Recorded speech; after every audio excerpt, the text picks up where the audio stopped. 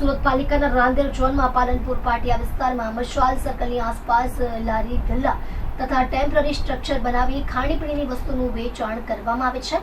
આ ઉપરાંત રામનગરથી હાઉસિંગના રોડ પર ગેરકાયદે શાક માર્કેટ પણ ભરાઈ છે।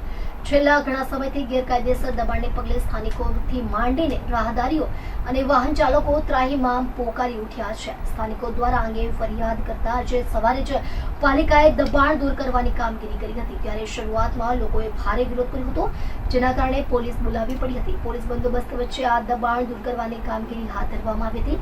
જોકે પાલિકાએ જે જગ્યાએથી દબાણ દૂર કર્યા તેની બાજુમાં જ રસ્તા પર ઈંટ અને રેતીના ઢગલા હતા। અહીંથી ઈંટ અને રેતીનું વેચાણ થઈ રહ્યું છે। જોકે પાલિકાએ નાના દબાણ દૂર કર્યા, પરંતુ આ દબાણ દૂર કર્યા નહીં।